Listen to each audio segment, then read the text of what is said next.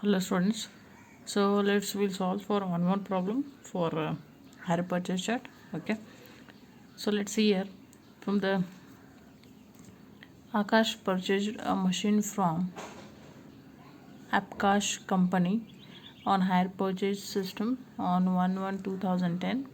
Okay, the cash price of the machinery being 90,000. So machinery cash price is so cash price should be on 90,000.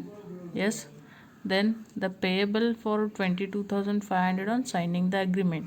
So on his pay 1/1/2010 ಗೆ ಎಷ್ಟು signing the agreement pay ಮಾಡಿದೆ ಅಂದರೆ how much he has paid from the signing the agreement. So that is a 22,500. Yes, so signing the agreement, that is 22,500, and the balance in the 3 equal annual installments. So balance ಏನಾಗಿದೆ 3 equal annual installment ಗೆ ಅವನು ಕೊಟ್ಟಿದ್ದಾನೆ 22,500 from the each on 31st December every year. So 3 annual installment ಎಷ್ಟು ಕೊಟ್ಟಿದ್ದಾನೆ ಉಳಿದಿದ್ದ amount 22,500 3 annual installment ಅಲ್ಲಿ ಕೊಟ್ಟಿದ್ದಾನೆ.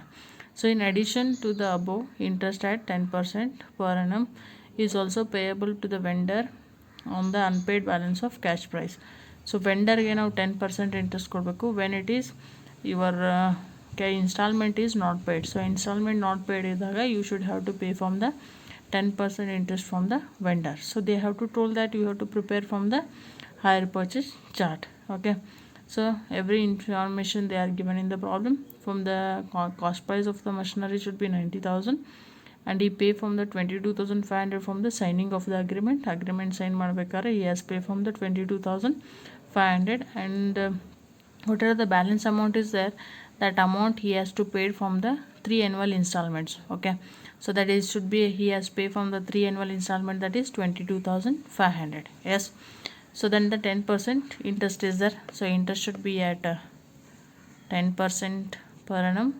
So per annum ಎಷ್ಟಿದ್ರೆ interest 10% ಇದೆ. So cash price should be 90,000, and 1/1/2010 he pay from the 22,500 from the advance, and the remaining 3 annual installment he pay from the 22,500. Okay, so we'll solve the problem from the hire purchase chart. Like this problems will be come from the 5 marks for preparation of hire purchase chart. So hire purchase account to 15 marks ಬರುತ್ತೆ.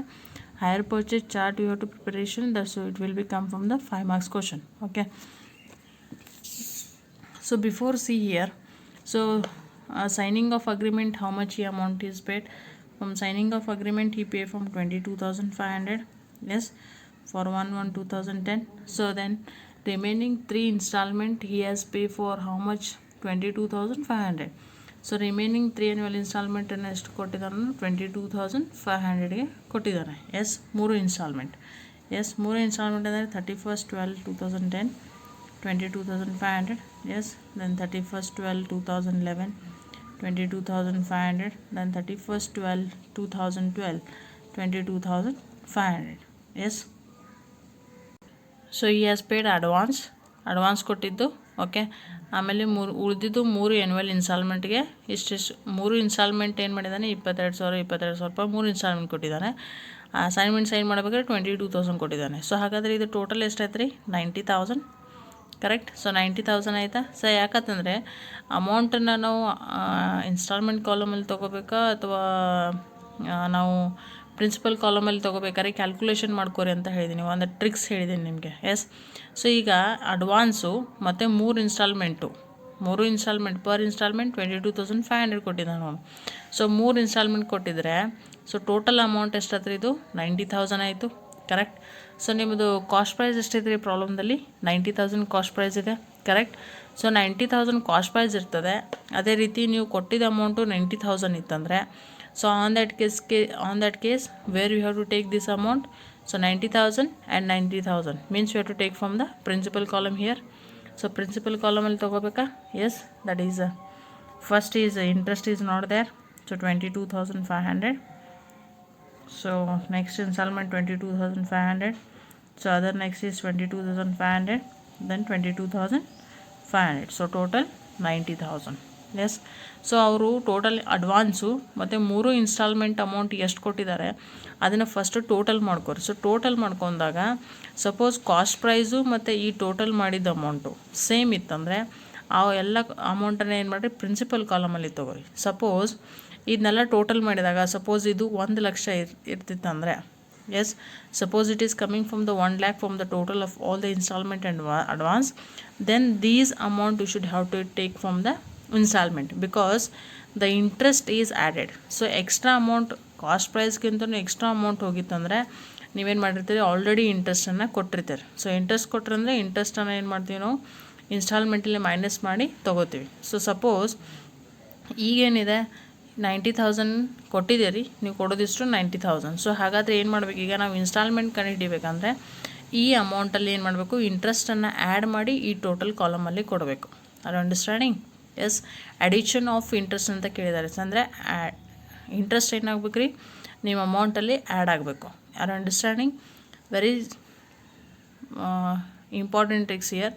So advance ಕೊಟ್ಟಿದ್ದು ಮತ್ತು 3 ಇನ್ಸ್ಟಾಲ್ಮೆಂಟ್ಗೆ amount ಅವ್ನು ಎಷ್ಟು ಕೊಟ್ಟಿದ್ದಾನೆ, 1 ಇನ್ಸ್ಟಾಲ್ಮೆಂಟ್ಗೆ, ಯಾಕಂದರೆ 3 instalment amount ಕೊಟ್ಟಿರ್ತಾರೆ. ಅವ್ನು ಏನು ಮಾಡಬೇಕು, ಫಸ್ಟ್ ಟೋಟಲ್ ಮಾಡಬೇಕು. ಟೋಟಲ್ ಮಾಡಿ ಇದೇ ಟೋಟಲು ಮತ್ತು ಕಾಸ್ಟ್ ಪ್ರೈಸು ಮತ್ತು ಇದು ಟೋಟಲ್ ಸೇಮ್ ಇತ್ತಂದರೆ ಅದನ್ನೇನು ಮಾಡಿರಿ, ಈ ಕಾಲಮಲ್ಲಿ ತೊಗೊರಿ, ಪ್ರಿನ್ಸಿಪಲ್ ಕಾಲಮಲ್ಲಿ. ಸಪೋಸ್ ಕಾಸ್ಟ್ ಪ್ರೈಸ್ಗಿಂತ ನೀವು ಕೊಟ್ಟಿದ್ದ ಅಮೌಂಟ್ ಹೆಚ್ಚಿತ್ತಂದರೆ ಇನ್ಸ್ಟಾಲ್ಮೆಂಟಲ್ಲಿ ತೊಗೋಬೇಕು. ಸೊ ಇನ್ಸ್ಟಾಲ್ಮೆಂಟಲ್ಲಿ ಯಾಕೆ ತೊಗೋಬೇಕಂದ್ರೆ ಹೆಚ್ಚಿಗೆ ಅಮೌಂಟ್ ಕೊಟ್ಟಿದ್ದಾರೆ ಅಂದಮೇಲೆ you have to paid the interest.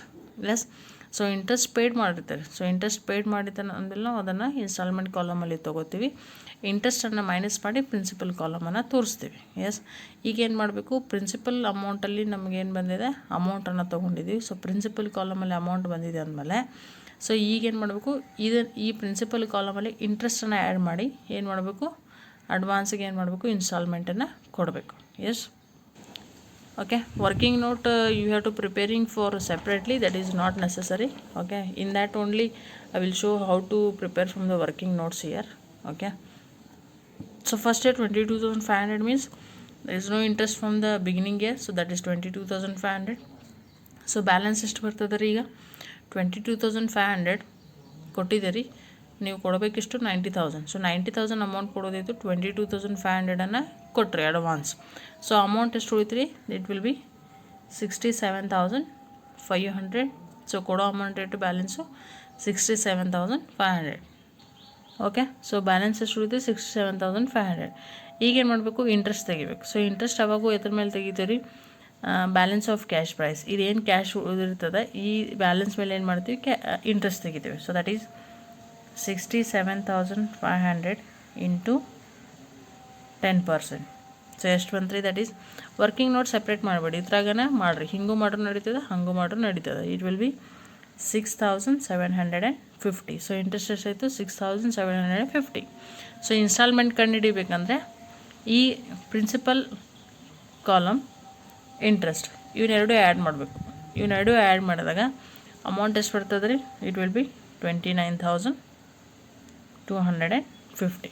Okay, so ನೀವು ಇನ್ಸ್ಟಾಲ್ಮೆಂಟ್ ಎಷ್ಟು ಕೊಡಬೇಕು, 29,250. ಸೊ ಈ ಕಾಲಮಲ್ಲಿ ನೀವು ಅಮೌಂಟ್ ತೊಗೊಂಡಿದ್ರೆ ಈ ಥರ ಇಂಟ್ರೆಸ್ಟ್ ಆ್ಯಡ್ ಮಾಡಿನೇ ಏನು ಮಾಡಬೇಕು, ಅಡ್ವಾನ್ಸ್ ಕಾಲಮಲ್ಲಿ ಕೊಡಬೇಕು. ಎಸ್, ಸೊ 67,500 ಮೇಲೆ 10% ತೆಗೆದ್ವಿ, 6,750. ಓಕೆ, ಸೊ 6,750 ಮತ್ತು ಪ್ರಿನ್ಸಿಪಲ್ ಕಾಲಮ್ ಇವೆರಡು ಕಾಲಮ್ ಪ್ಲಸ್ ಮಾಡಿ ಏನು ಮಾಡಬೇಕು, ಇನ್ಸ್ಟಾಲ್ಮೆಂಟಲ್ಲಿ ಕೊಡಬೇಕು. ಓಕೆ, ಸೊ ಈಗ ನೆಕ್ಸ್ಟ್ ಇಯರ್, ಸೊ ಈಗೇನು ಮಾಡಿರಿ, 31st 12ಗೆ ನೀವು ಅಮೌಂಟ್ ಎಷ್ಟು ಕೊಟ್ಟಿರಿ, 22,500. ಕೊಡೋದೆಷ್ಟಿತ್ತು, 67,500. ಎಷ್ಟು ಕೊಡಬೇಕಿತ್ತು, 67,500 ಕೊಡೋದಿತ್ತು. ಈಗ ಎಷ್ಟು ಕೊಟ್ರಿ, 31st 12/2010ಗೆ 22,500 ಕೊಟ್ಟಿದ್ದೀರಿ. ಸೊ ಉಳಿತಷ್ಟು ರೀ, 67,500 minus 22,500. So it will B 45,000. ಈಗೇನು ಮಾಡಬೇಕು, next year interest. So next year interest ಹೆಂಗೆ ತೆಗಿಬೇಕು, ಏನು ಅಮೌಂಟ್ ಬ್ಯಾಲೆನ್ಸ್ ಉಳಿತದೆ ಅದ್ರ ಮೇಲೆ ಇಂಟ್ರೆಸ್ಟ್ ತೆಗಿಬೇಕು. So that is 45,000 into 10%. So it will be 4,500. So interest ಎಷ್ಟಾಯ್ತು ರೀ, 4,500 ಆಯಿತಾ. ಈಗೇನು ಮಾಡಬೇಕು, ಈ ಕಾಲಮ್ ಪ್ಲಸ್ ಮಾಡಬೇಕು. ಎಸ್, ಇದನ್ನು ಪ್ಲಸ್ ಮಾಡಿರಿ. ಸೊ ಟೋಟಲ್ ಎಷ್ಟು ಬರ್ತದೆ ರೀ, it will be 27,000. Yes, so total installment should be 27,000. So balance amount is last year 45,000. So in that 10% means that is 4,500 interest ಆಯಿತು. ಸೊ ಈಗೇನು ಮಾಡಬೇಕು, ಈ ಇನ್ಸ್ಟಾಲ್ಮೆಂಟ್ ಬೇಕಂದರೆ ಪ್ರಿನ್ಸಿಪಲ್ ಕಾಲಮ್, ಇಂಟ್ರೆಸ್ಟ್ ಕಾಲಮ್ ಎರಡೂ ಆ್ಯಡ್ ಮಾಡಿ ಟೋಟಲ್ ಅಮೌಂಟನ್ನು ಇನ್ಸ್ಟಾಲ್ಮೆಂಟಲ್ಲಿ ಇಡ್ರಿ. ಸೊ ಈಗೇನು ಮಾಡಬೇಕು, 31/12/2011 ಅಮೌಂಟ್ ಎಷ್ಟು ಉಳಿತದೆ. How much amount is remaining from that year? 11 is we are 11 in the 22,500 we are paid. So 11ಗೆ 22,500 ಕೊಟ್ಟಿದ್ದೀವಿ. ಸೊ ಕೊಡೋದು ಎಷ್ಟಿತ್ತು? 45,000. So balance is 45,000. we are paid from 22,500, correct? So the balance should be 22,500. yes. So here and here it is tally on here, ಕರೆಕ್ಟಾ? ಇಲ್ಲಿ Tally ಇದ್ದೀರಿ. Okay, ಇಲ್ಲಿ Tally ಇಲ್ದಾಗ ಹೆಂಗೆ ಮಾಡಬೇಕು ಅನ್ನೋದು ನಿಮಗೆ ಹೇಳಿದ್ದೀನಿ. ಎಸ್. ಸೊ ಇಲ್ಲಿ ಏನಿದೆ ಪ್ರಾಬ್ಲಮ್ದಲ್ಲಿ ಟ್ಯಾಲಿ ಇದೆ. So there is no problem issue on here. Okay, so 22,500 ಮೇಲೆ ಏನು ತೆಗಿಬೇಕು? ಇಂಟ್ರೆಸ್ಟ್ ತೆಗಿಬೇಕು. So 22,500 into 10% interest, it will be 2,250. So your interest should be 2,250. So it is here in the last year. Just you have to concentrate if it is coming the difference here or difference ಬರಾಕತ್ತಿತ್ತಂದರೆ ಇದೇ ಅಮೌಂಟನ್ನು ಇಲ್ಲಿ ಇಡಬೇಕು. ಆಮೇಲೆ ಏನು ಮಾಡ್ಬೇಕ್ರಿ? Yes. So cost price ಕೊಟ್ಟಿದ್ರೆ minus ಮಾಡಿ ತೊಗೋತೀವಿ ನಾವು. ಸೊ ಈ ಅಮೌಂಟ್ ಮೇಲೇ ಇಂಟ್ರೆಸ್ಟ್ ತೆಗಿಬೇಕು. Are understanding? ಸೊ ಇಲ್ಲೇನು ಡಿಫ್ರೆನ್ಸ್ ಇಲ್ಲ. ಸೊ ಇಲ್ಲೇನಿದೆ ಸೇಮ್ ಇದೆ. There is no issue on here. So ಈ ಅಮೌಂಟ್ ಇಲ್ಲಿ ನಿಲ್ಲಾಗುತ್ತೆ. ಯಾಕಂದರೆ ಇಷ್ಟು ಕೊಡೋದಿತ್ತು ಹೋಷ್ಟಲ್ಲ, ಈ ಸಲ ಇಷ್ಟು ಕೊಟ್ಟಿದ್ದೀವಿ ಅಂದಮೇಲೆ ಇಲ್ಲಿ ಅಮೌಂಟ್ ಏನಾಗುತ್ತೆ? ನಿಲ್ಲಾಗ್ತದೆ. ಸೊ ಈಗೇನು ಮಾಡಿರಿ? ಇನ್ಸ್ಟಾಲ್ಮೆಂಟ್ ಕಂಡುಹಿಡಿಬೇಕಂದ್ರೆ interest column and principal. So 2,250 plus 22,500. So total ಮಾಡಿದರೆ ಎಷ್ಟಾಗ್ತದೆ ರೀ? It will be 24,750. Yes. So that is 22,750. Are you getting? So next is, yes. So now we can total of these all. So when you are making from these total, so it is a total should be 1,03,500. okay. So interest total is 13,500. andre 90,000 plus 13,500. so it will be 1,03,500. okay. ಅಂದರೆ 90,000 cash prize ಕೊಟ್ರಿ, ಅದ್ರ ಮೇಲೆ interest ನಾವು 13,500 ಕೊಡಬೇಕು. ಹಾಗಾದರೆ total instalment ಎಷ್ಟು ಕೊಡ್ಬೇಕು ರೀ? 1,03,500. Okay. So this is a problem on here. Okay. So this is another problem I taken here. Just you should have to concentrate which are the installments are advance ಕೊಟ್ಟಿದ್ದು. First ಕಾನ್ಸಂಟ್ರೇಟ್ಮೆಂಟ್ ಮಾಡಿರಿ. Advance ಎಷ್ಟು ಕೊಟ್ಟಿದ್ದಾರೆ, 3 ಇನ್ಸ್ಟಾಲ್ಮೆಂಟಲ್ಲಿ amount ಎಷ್ಟು ಕೊಟ್ಟಿದ್ದಾರೆ, ಅದನ್ನು total ಮಾಡ್ಕೋರಿ. So total ಮಾಡ್ಕೊಂಡು cost ಈ ಟೋಟಲ್ ಅಮೌಂಟು ಮತ್ತು ಕಾಸ್ಟ್ ಪ್ರೈಸ್ ಅಮೌಂಟು ಸೇಮ್ ಇತ್ತಂದರೆ ಇದನ್ನು ಏನು ಮಾಡಿರಿ? ಪ್ರಿನ್ಸಿಪಲ್ ಕಾಲಮಲ್ಲಿ ಅಮೌಂಟ್ಸ್ ಎಲ್ಲ ತೊಗೋರಿ. ಸಪೋಸ್ ಇದೇನು ಕೊಟ್ಟಿದ್ದ ಅಮೌಂಟು ಅಥವಾ ಇದೇನು ಕೊಟ್ಟಿದ್ದಾರಲ್ಲ ಇನ್ಸ್ಟಾಲ್ಮೆಂಟು, ಅದು ಕಾಸ್ಟ್ ಪ್ರೈಸ್ಗಿಂತನೂ ಹೆಚ್ಚಿಗೆ ಇತ್ತಂದರೆ, ಅಂದರೆ ನೀವು ಕೊಟ್ಟಿದ್ದ ಅಮೌಂಟ್ ಕಾಸ್ಟ್ ಪ್ರೈಸ್ಗಿಂತನೂ ಈ ಕಾಸ್ಟ್ ಪ್ರೈಸ್ ಅಮೌಂಟ್ಗಿಂತ ಹೆಚ್ಚಿಗೆ ಇದ್ದಾಗ ಅದನ್ನೇನು ಮಾಡಿರಿ? ಇಂಟ್ರೆಸ್ಟ್ ಕಾಲಮಲ್ಲಿ ತೊಗೋರಿ. ಸೊ ಇದು ಹೆಚ್ಚಿಗೆ ಇತ್ತು, ನೀವು ಕೊಟ್ಟಿದ್ದ ಅಮೌಂಟ್ ಇಲ್ಲಿ ಹೆಚ್ಚಿಗೆ ಇತ್ತಂದರೆ ಇವೆಲ್ಲ ಅಮೌಂಟ್ ಏನಾಗುತ್ತೆ? ಇನ್ಸ್ಟಾಲ್ಮೆಂಟ್ ಕಾಲಮಲ್ಲಿ ಬರ್ತದೆ. ಆವಾಗ ನಾವೇನು ಮಾಡ್ತೀವಿ? ಇಂಟ್ರೆಸ್ಟನ್ನು ಏನು ಮಾಡ್ತೀವಿ? ಮೈನಸ್ ಮಾಡ್ತೀವಿ. ಯಾಕಂದರೆ ಇಲ್ಲಿ ಇದು ಇನ್ಸ್ಟಾಲ್ಮೆಂಟ್ ಕೊಡಬೇಕಾದ್ರೆ ಇಂಟ್ರೆಸ್ಟ್ ಅವಾಗೂ ಪ್ಲಸ್ ಇರ್ತದೆ. ಸೊ ಇಲ್ಲಿ ನಾವು ಪ್ರಿನ್ಸಿಪಲ್ ಕಾಲಮು ಇಂಟ್ರೆಸ್ಟ್ ಕಾಲಮ್ ಇವೆರಡೂ ಪ್ಲಸ್ ಮಾಡಿನೇ ಇನ್ಸ್ಟಾಲ್ಮೆಂಟ್ ಕೊಟ್ಟಿರ್ತೀವಿ. ಅಂದರೆ whenever you have to pay from the interest or whenever you have to pay from the installment amount, so interest is included that amount. So ನೀವು ಯಾವಾಗ installment ಕೊಟ್ಟಿರ್ತೀರಲ್ಲ ಅದರಲ್ಲಿ interest ಏನಿರ್ತದೆ already including ಇರ್ತದೆ. So suppose ಈ ಕಾಲಮಲ್ಲಿ ನೀವು ಪ್ರಾಬ್ಲಮ್ದಲ್ಲಿ amount ಈ ಕಾಲಮಲ್ಲಿ ಬಂದು ಅಂದರೆ ನೀವು ಯಾವಾಗಲೂ ಏನು ಮಾಡಬೇಕು?